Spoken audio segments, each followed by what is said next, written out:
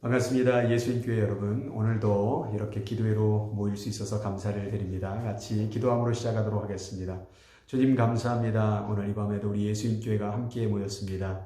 이렇게 기도하는 이 자리가 우리 예수님교회이며 하나 될 수 있는 귀한 장소인 줄 믿습니다. 처소가 달라도 오늘 함께 기도하며 성령의 뜨거운 역사를 경험하는 우리 모두가 되게 하여 주시옵소서. 감사드리며 예수님의 이름으로 기도드리옵나이다. 아멘.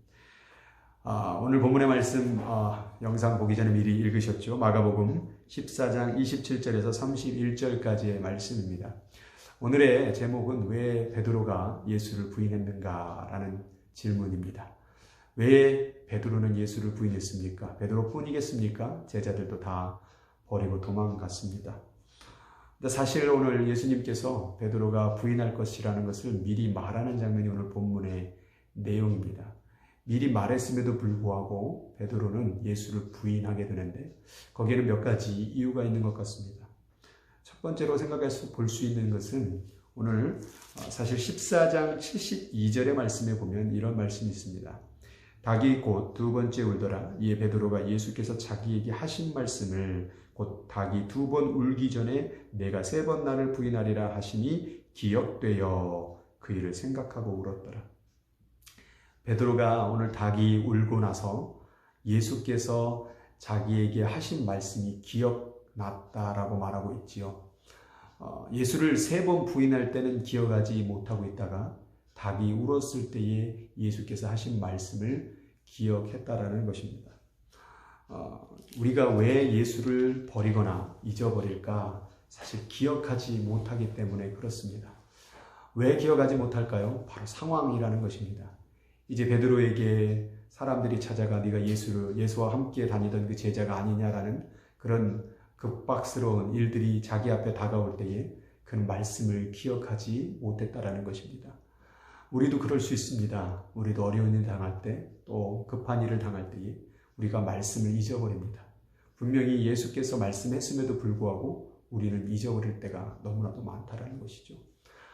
분명히 예수께서 마지막 때에 경고를 그렇게 해주셨고 수없는 말씀의 구절로 우리가 어떻게 깨어 기도하며 신앙생활, 이 종말의 시대 가운데 살아가야 될지를 말씀해 주셨습니다. 그러나 많은 사람들이 잊고 삽니다. 상황에 빠져 삽니다. 상황에 치우치다 보니까 결국 잊어버리게 됩니다. 그런데 오늘 닭 울음소리를 듣고 베드로가 예수의 말씀을 기억하게 됩니다. 그런데 이미 늦었지요. 상황은 이미 벌어졌고 그제야 말씀이 기억난 것입니다. 우리는 믿음의 생활에서 실패하고 넘어졌을 때 비로소 그제야 주의 말씀이 기억이 납니다. 죄를 지었을 때 그 말씀이, 그 회개의 말씀이 기억나기 시작합니다. 죄를 지을 때는 말씀을 기억하지 않는다라는 사실입니다.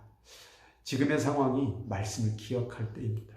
말씀을 잊어버릴 수 있습니다. 상황이 어렵다 보니, 낙심되다 보니, 두렵다 보니, 또 하루하루가 너무나도 힘들고 지겹다 보니 말씀을 잊어버릴 수 있다는 것입니다. 우리 예수님은 이러한 상황 가운데서 말씀을 기억하기를 원하는 것입니다. 닭 울음소리는 아무것도 아닙니다.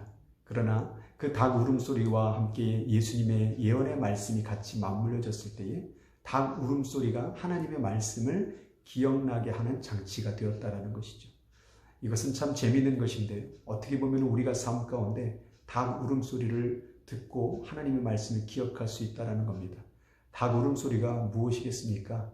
삶 가운데 일어나는 많은 일들, 삶 가운데 사람들이 내게 해준 말들, 삶 가운데 내가 생각하는 많은 일들이 결국 말씀을 생각나게 할 수 있는 자극제가 될 수 있다는 것입니다.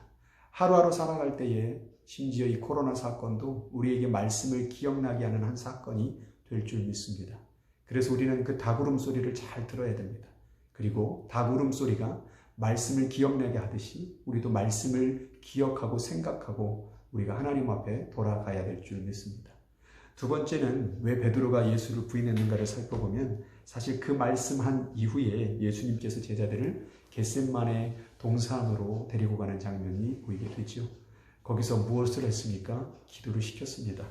예수께서 베드로에게 기도하라, 제자들에게 기도하라고 말했지만 제자들은 우리가 알다시피 다 잠들어버리고 말았습니다. 그러자 예수님께서 이렇게 말씀하시죠. 37절에 보니까 시몬아 자느냐 내가 한시도 한 시간도 깨어 있을 수 없더냐. 시험에 들지 않게 깨어 있어 기도하라. 마음은 온이로되 육신이 약하도다. 한 시간이라는 기도의 얘기를 꺼냅니다. 말은 우리는 기도한다고 얘기하고 말은 예수를 버리지 않는다고 얘기하고 베드로처럼 목에 힘을 주어 그렇게 예수를 잘 믿는다고 얘기할 때도 많지요. 그러나 결국 베드로는 그렇게 힘있게 말했던 목소리는 기도하지 않는 삶, 그리고 예수를 결국 부인하는 삶을 살 수밖에 없었다라는 것입니다. 우리는 입으로써 신앙생활하는 것이 아닙니다. 믿는다라는 것은 사실 행함과 연결되지 아니하면 그 믿음이 가짜라고 말하고 있는 것입니다. 우리가 진짜 입으로써 내가 예수를 믿는다, 버리지 않는다가 아니라 지금의 우리의 삶을 한번 돌아보십시오. 지금 하루하루 힘겨운 또 코로나로 인하여서 어느 곳도 갈 수 없을 때에 여러분의 한번의 삶을 보십시오. 말씀 제대로 읽고 있습니까? 기도는 잘하고 있습니까? 정말 삶 가운데 상황에 치여져서 무너져 있지는 않습니까? 그냥 하루하루 넋없이 그냥 생각 없이 시간을 보내고 있지는 않습니까? 많은 선교사님들의 그 첫 선교지로 가게 되면요. 선교사님들이 어디서부터 많이 무너지냐면요. 홀로 있을 때 많이 무너진다고 합니다. 홀로 있어서 예배 드리는 방법을 몰랐던 것입니다. 홀로 기도하는 방법을 몰랐던 것입니다. 늘 사람과 함께 예배하고 함께 기도하는 것에 익숙해져서 홀로 있다 보니까 말씀 읽는 게 멀어지고 기도하는 삶이 멀어지고 걱정 근심만 가득 차서 결국 하나님의 말씀도 잃어버리고 기도하지 않는 선교가 되었다라는 것입니다. 여러분, 어떻게 보면 이 코로나 사건이 우리들의 믿음을 정말 현실로 보여주는 것이 아닐까 생각을 해봅니다. 이런 사건을 통해서 우리가 말씀을 더 기억했으면 좋겠습니다. 오늘 우리가 들어야 될 닭 울음소리는 있지는 않았습니까?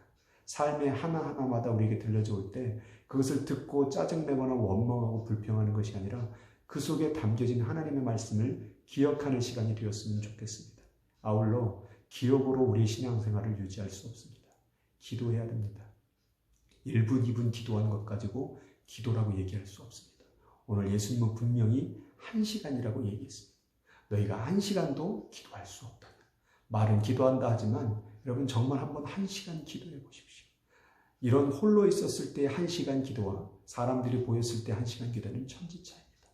여러분이 정말 주님을 생각하고 주의 말씀대로 살아가기를 원한다면 여러분의 삶 가운데 기도의 시간이 마련돼야 됩니다. 그것은 현실적으로 여러분이 체크업하고 점검해 봐야 된다는 것이죠. 오늘 이 밤에도 같이 그렇게 기도했으면 좋겠습니다. 말로만 기도하고 말로만 생각하고 말로만 예수 믿는다는 베드로의 목소리가 아니라 정말 말씀을 기억해내고 정말 내 삶 가운데 기도하는 시간이 만들어지고 그 기도 가운데 우리가 어떤 상황 속에서 끝까지 하나님을 믿고 배신하지 않은 삶을 살아갈 수 있도록 도와달라고 그렇게 같이 기도해 주었으면 좋겠습니다. 오늘도 이 기도의 제목 또 카톡에 보낸 메시지 보면서 같이 한 가지씩 조금 다른 때보다 길게 특별히 오늘 목요일 예수를 부인한 날이지요. 그렇게 사랑받았던 제자들이 다 도망갔던 날입니다. 오늘 이 밤 뜨겁게 기도했으면 좋겠습니다. 오늘 베드로처럼 제자들처럼 피곤해서 조는 기도의 시간이 아니라 뜨겁게 기도하며 끝까지 주를 사랑할 수 있는 우리 모두가 되기를 주의 이름으로 축원합니다. 오늘 이 시간도 같이 합심으로 같이 기도하도록 하겠습니다. 다 같이 기도하시겠습니다.